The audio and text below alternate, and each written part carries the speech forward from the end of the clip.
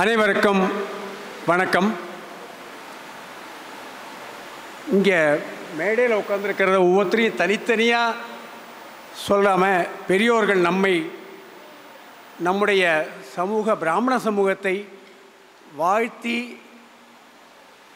நமக்கு ஆதரவாக வந்திருக்கும் தலைவர்கள் அனைவருக்கும், நண்பர்கள் அனைவருக்கும் மற்றும் இங்கு இந்த கூட்டத்திற்கு வந்திருக்கும் அனைவருக்கும் இந்த WBWA உலக பிராமணர்கள் நல சங்கம் 10வது ஆண்டு விழாவில் கலந்து கொண்டு எங்களை மதித்து வந்திருக்கும் உங்கள் அனைவருக்கும் என்னுடைய நன்றியை தெரிவித்துக் கொள்கின்றேன்.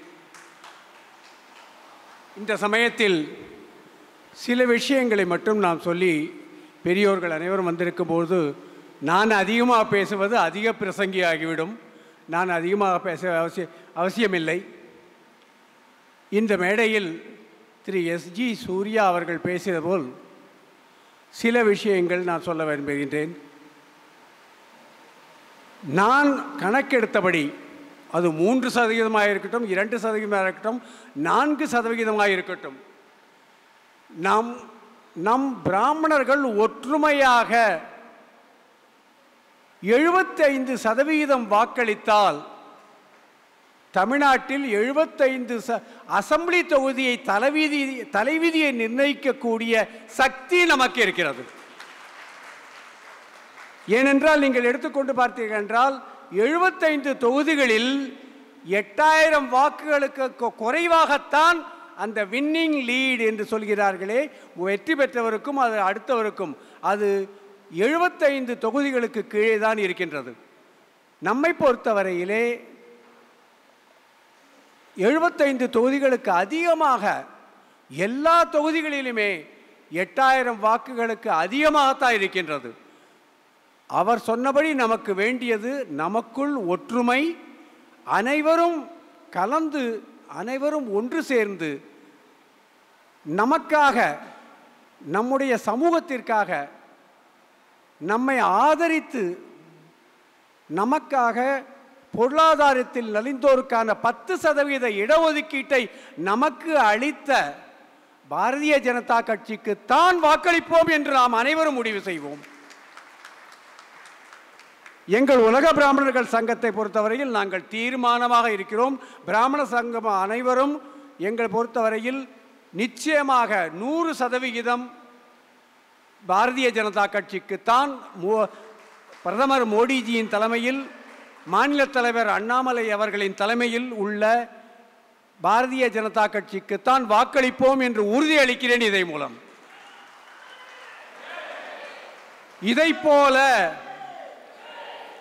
இதைப்போல நம்முடைய பிராமண சமூகத்தைச் சேர்ந்த அனைவர்களும் நேர்மையாக, நியாயமாக, சமூகத்திற்காக உழைப்பவர்கள் அனைவரும், சனாதன தர்மத்தின் மீது நம்பிக்கை உள்ளவர்கள் அனைவரும் மோடிஜியின் தலைமையிலான பாரதிய ஜனதா கட்சிக்குத்தான் வாக்களிப்பார்கள் என்று நம்புகிறேன். இந்த உறுதியை நான் நிச்சயமாக பாரதிய ஜனதா கட்சி தலைவர்களுக்கு சொல்லவிருக்கின்றேன். அதே போல யார் பாரதிய ஜனதா கட்சியின் சார்பில் எந்த தொகுதியிலும் நின்றாலும் எங்களுடைய உலக பிராமணர்கள் சங்கம் நாங்கள் கலந்து கொண்டு உங்களுக்கு ஆதரவு திரட்டுவோம் என்றும் நான் சொல்லிக் கொள்கின்றேன். அது நாளைக்கே நம் SG சூர்யா அவர்கள் என்றாலும் சரி, வேறு யாராக இருந்தாலும் சரி, எங்கள் உலக பிராமணர்கள் நல சங்கம் அப்படி போன 2-3 தேர்தல்களிலும் சில தொகுதிகளில் நம்முடைய உலக பிராமணர்கள் நல சங்க சார்பில் சென்று அவர்களுக்கு வாக்கு சேகரிக்க சென்றார்கள். இந்த பாராளுமன்ற தேர்தலிலும் அதற்கு பின்னால் 2066 ஆட்சியில் அமரப்போகும் பாரதிய ஜனதா கட்சிக்கான தேர்தலிலும் நிச்சயமாக பிராமண சமூகம் அவர்களுக்காக ஒத்துழைக்கும், ஆதரவு கொடுக்கும் என்பதை தெரிவித்துக் கொள்கின்றேன். இனிமேல் தான் நான் பேசப் போகின்றேன். அவருக்கு சொல்ல வேண்டியதை சொல்லிவிட்டேன். இனிமேல் தான் என்னுடைய பேச்சு ஆரம்பிக்கப் போகின்றது. எங்களுடைய உலக பிராமணர்கள் நல சங்கம், world Brahmins welfare association 2014 April மாதம் அன்று துவங்கி 10 ஆண்டுகள் நிறைவுற இருக்கின்றன. இந்த ஏப்ரல் மாதம் ஏன் ஏப்ரல் மாதம் தானே வச்சுருக்கணும், ஏன் இப்போ முன்னாடியே வச்சுருக்கீங்கன்னா, ஏப்ரல் மாதத்தில் நம்ம எல்லாரும் அனைவரும் சேர்ந்து பாரதிய ஜனதா கட்சிக்காக உழைக்கப் போகிறோம், அவர்கள் வெற்றிக்காக. ஏன்னா ஏப்ரல் மே மாதம் வந்து எலெக்ஷன் வந்துடும். அந்த டயத்தில் நமக்கு மீட்டிங் போட கூட டைம் இருக்காது. அதனால தான் முன்னாடியே வச்சுருக்கோம். அது ஒரே ஒரு காரணம்தான். முன்னால் வைத்துக்கொள்வது என்ன காரணம் என்றால், ஏப்ரல் மே மாதங்களில் தேர்தல் வந்துவிட்டால் அந்த சமயத்தில் நாங்களால் இந்த கூட்டம் நடத்த முடியாது என்ற காரணத்தால் நாங்கள் முன்கூட்டியே வைத்துள்ளோம். 2014 தொடங்கிய எங்களது சங்கம் பல சமூக தொண்டுகளை நிறைவேற்றி வருகின்றது. சமுதாயத்தில் நலிவு பெற்றவர்களுக்காக பாடுபட்டு வருகிறது. இதுவரையில் எஜுகேஷன் அசிஸ்டன்ஸ், கல்வி உதவித்தொகை இந்த 10 வருடங்களில் 403 குழந்தைகளுக்கு இதுவரையில் கொடுத்துள்ளோம். அதில் பல குழந்தைகள் படிப்பை முதல் செமஸ்டரில் நிறுத்த வேண்டியவர்கள், அவர்களுக்கு உதவி செய்ததினால் எனக்கு தெரிந்தே ஒரு 15-20 குழந்தைகள் இன்றைக்கு படித்து நல்ல முடித்து ICWA CA பாஸ் செய்து நல்ல வேலையில் அமர்ந்துள்ளார்கள். அதெல்லாம் எங்களுக்குலாம் ரொம்ப சந்தோஷமாக இருக்குது. ஏன்னா நம்மளால் படிப்பை முதல் செமஸ்டர்லேயே நிறுத்த வேண்டியவங்க இன்றைக்கி வந்து படிப்பை பிகாம் முடித்து ICWA பாஸ் பண்ணி ACA பாஸ் பண்ணி ஒரு நல்ல உத்தியோகத்தில் இருக்காங்கன்னா அதை போல் பெருமை இருக்கும். அதுவும் நல்ல சில பெண் குழந்தைகள்லாம் நல்ல இடத்துல கல்யாணம் ஆகி நல்ல இடத்துல இருக்காங்க. ஸோ அதுதான் எங்களுக்கு பெருமை. அதே மாதிரி மேரேஜ் அசிஸ்டன்ஸ் கிட்டத்தட்ட 46-50 குழந்தைகளுக்கு கொடுத்துருக்கோம். அப்புறம் மெடிக்கல் அசிஸ்டன்ஸ் கொடுத்துருக்கோம் கிட்டத்தட்ட 44 பேருக்கு. அப்புறம் நிறைய குடும்பங்கள், இதைத்தான் நான் சொல்ல வரேன். தமிழ்நாட்டை பொறுத்தவரையில் இந்த வெல்ஃபேர் போர்டை பற்றி போட்டிருக்கோம். எங்கள் தீர்மானத்தில் போட்டிருக்கோம் வெல்ஃபேர் போர்டு தமிழ்நாட்டில் நிறைவேற்றணும்னு சொல்லிட்டு எங்கள் தீர்மானம் அடுத்தது படிக்கவிருக்கார். அந்த தீர்மானத்தில் எல்லாமே இருக்குது. தமிழ்நாட்டு பிராமண சமூகத்தைச் சேர்ந்தவர்கள் 1 லட்சம் குடும்பங்கள் ஒருவேளை சாப்பாட்டிற்கே திண்டாடி கொண்டிருக்கின்றார்கள். இன்றைக்கு சிவாச்சாரியர்கள் கூட்டமைப்பின் செயலாளர் கலிபோர்னியாவிலிருந்து சுவாமிநாதன் வந்திருக்கிறார்.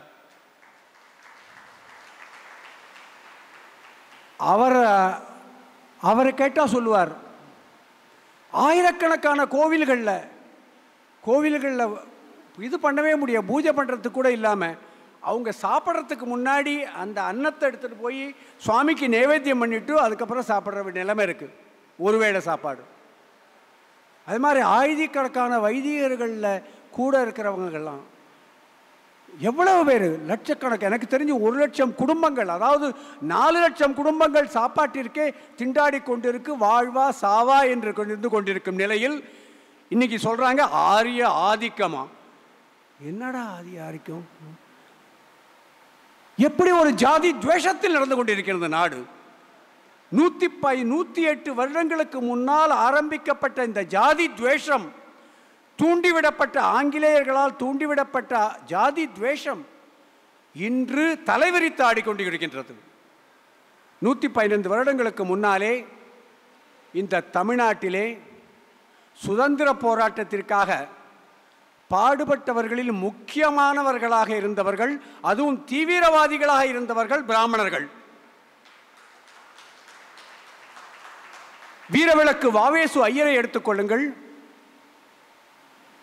நீலகண்ட பிரம்மச்சாரி, சுப்பிரமணிய சிவா, வீர வாஞ்சிநாதன், சுப்பிரமணிய பாரதி, இன்னும் நூற்றுக்கணக்கானவர்கள் அந்த காலத்திலே இந்த சுதந்திர போராட்டத்திற்கு இணைந்து மற்றவர்களுடன் இணைந்து அரும்பாடுபட்டவர்கள், தீவிரமாக பாடுபட்டவர்கள். இதை பார்த்து பயந்துதான் இந்த பிராமண சமூகத்தை ஒழித்தால்தான் நமக்கு சுதந்திர போராட்டம் நிற்கும், அதே சமயத்தில் இந்த சனாதன தர்மத்தை ஒழித்து விடலாம், இந்துக்களை அனைவரையும் மதம் மாற்றி விடலாம் என்ற நோக்கத்திலே ஆங்கிலேயர்களால் தூண்டப்பட்டவர்களால் ஆரம்பிக்கப்பட்டதுதான் இந்த நீதி கட்சி 1915. இன்னைக்கு ஆரிய ஆதிக்கம் சொல்றாங்களே, அந்த நீதி கட்சி ஆரம்பித்தவங்கலாம் பார்த்தீங்கன்னா யாருன்னா பெரிய மிராஸ்தார், ஜமீன்தார்கள், அவர் ராஜாக்கள், இவங்கெல்லாம் தான் ஆரம்பித்தது. அதாவது அவங்க ஆரம்பிச்சது இன்னி வரைக்கும் அவங்களோட ஒரே பாலிசி, உண்மையான பாலிசி பிராமண துவேஷம் தானே தவிர தாழ்த்தப்பட்ட மக்களையோ அல்லது பின்தங்கிய மக்களையோ உயர்த்துவதற்காக இல்லை. அத்தனையும் பித்தலாட்டம். இந்த சமூக நீதி, ஜாதி ஒழிப்பு மற்றும் அனைத்துமே பித்தலாட்ட வார்த்தைகள். எத்தனை ஜாதி இருக்கும்? நீங்கள் தமிழ்நாடு சென்னை மாகாணமாக தனியாக பிரிந்த சென்னை மாகாணத்திலிருந்து பிரிந்த பின்னால் 1955 65 ஜாதிகள் இருந்தது. இன்றைக்கு 500 ஜாதிகள் இருக்கின்றது. இதான் ஜாதி ஒழிப்பா? இதற்கெல்லாம் பேசுவதற்கு உங்களுக்கெல்லாம் நாக்கு எப்படி வருகிறது? இன்றைக்கு பிராமணன் எந்த நேரத்தில் யார் கல்வி கெடுத்தான்? எத்தனை கொலைகள் சொல்றான்? எத்தனை ஜாதி போராட்டத்தில் ஈடுபட்டிருக்கிறான்? உங்களால் இன்னைக்கு வேங்க வயல்லையோ இல்லை புதுக்கோட்டையிலையோ இல்லைன்னா நாங்குநேரியிலையோ நடக்கிற ஜாதி கலவரங்களுக்கெல்லாம் எந்த பிராமணன், ஏதாவது ஒரு பிராமணன் பாப்பான் முக்கியமாக இருக்கானா? திருநெல்வேலி மாவட்டத்தில் எடுத்தீங்கன்னா நான் 1980 இருந்ததுலேருந்து இன்னி வரைக்கும் ஜாதி கலவரங்கள், ஜாதி போராட்டங்கள், ஜாதி கொலைகள் நடந்து கொண்டிருக்கின்றன. அத்தனைக்கும் ஏதாவது ஒரு பிராமணனை சொல்ல முடியுமா? எவ்வளவு தொழில் இன்றைக்கு தமிழ்நாட்டிலே ஒட்டுமொத்த வளர்ச்சிக்காக பாடுபட்டவர்கள் பிராமண சமூகத்தினர். தமிழ் வளர்ச்சிக்காக எத்தனை பெரியோர்கள். 5000 ஆண்டுகளுக்கு முன்னால் தொல்காப்பியர் தமிழுக்கு இலக்கணம் வகுத்த தொல்காப்பியர் காலத்தில் இருந்து இன்று வரை தமிழ் வளர்ச்சிக்காக பாடுகொண்டிருப்பவர்கள் பிராமணர்கள். தமிழ்நாட்டிலே கல்வி வளர்ச்சிக்காக பாடுபட்டு கொண்டிருப்பவர்கள் பிராமணர்கள். நீங்கள் எந்த தொழிற்சாலையும் எடுத்துக்கொள்ளுங்கள், அந்த தொழிற்சாலையிலே பிராமணர்கள் நடத்தும் தொழிற்சாலைகளிலே பள்ளிக்கூடம், கல்லூரிகள் இல்லாமல் இருக்காது எப்பொழுதுமே. அதே போல தொழில் வளர்ச்சி திருநெல்வேலி மாவட்டத்தில் இருந்து ஆரம்பித்து எத்தனை பெரியோர்கள், சிம்சன் குரூப், அமால்கமேஷன் குரூப்பாக இருக்கட்டும், டிவிஎஸ் குரூப்பாக இருக்கட்டும், சேஷாய் குரூப்பாக இருக்கட்டும், இந்தியா சிமெண்ட்ஸ் குரூப்பாக இருக்கட்டும், இன்னும் பல நிறுவனங்கள் தமிழ்நாட்டிலே 70 வரையில், இந்த திராவிட ஆட்சி வருவதற்கு முன்னால் வரையில் தொழில் புரட்சியை ஏற்படுத்தி இருக்கிறார்கள். அதுவும் ஆர் வெங்கட்ராமன், சி சுப்பிரமணியம் அவர்கள் காலம் வரை இந்த தமிழ்நாட்டிலே தொழில் புரட்சியை ஏற்படுத்தி இருக்கிறார்கள். தொழில் புரட்சிக்காக பாடுபட்டு இருக்கிறார்கள். கோடிக்கணக்கான மக்களுக்கு வேலைவாய்ப்பை அளித்திருக்கிறார்கள்.